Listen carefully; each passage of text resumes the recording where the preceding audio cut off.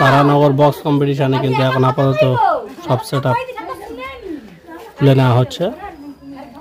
Police প্রশাসনের খুবই চাপ, তো প্রশাসনের কারণে কিন্তু এখানে এই মুহূর্তে চন্দনা মিউজিক খোলা চলছে, দেখতে পাচ্ছ।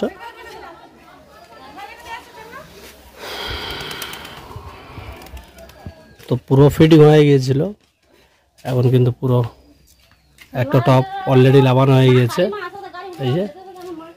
আর এখন 2, 4, 6টা, তো এখনও বর্তমানে কিন্তু 9টা বক্স আছে, এই 9টা কিন্তু খোলা হবে।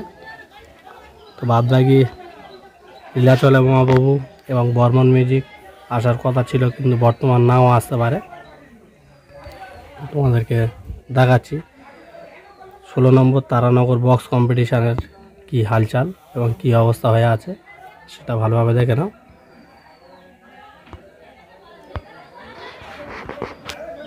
তো পুলিশ প্রশাসনের চাপের জন্য কিন্তু এই হালটা হয়েছে।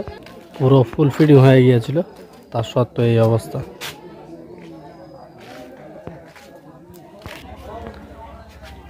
তো এখন কিন্তু বর্তমান পুলিশ গাড়ি ওখানে রয়েছে,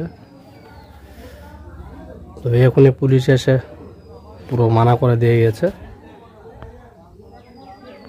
তো চন্দনা মিউজিক খোলা চলছে, এবং যদি কম্পিটিশান হয় সে আপডেট কিন্তু এর পরে ব্লগে দিয়ে দেওয়ার চেষ্টা করব। তো এখন এই মুহূর্তে যে আপডেটটা দিচ্ছি এটা এখানে বর্তমান আমি রয়েছি।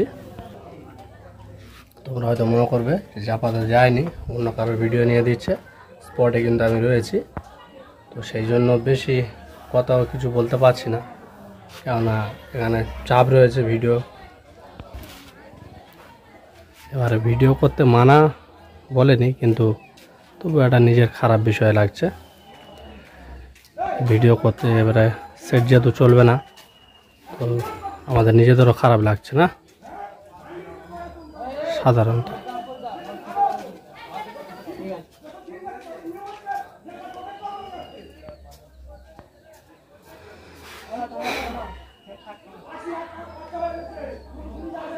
তো এতগুলো টাকা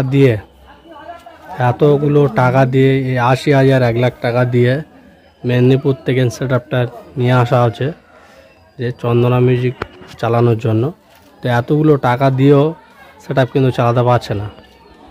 প্রশাসনের এতই চাপ যে এতগুলো টাকা দেওয়ার সত্ত্বেও তবুও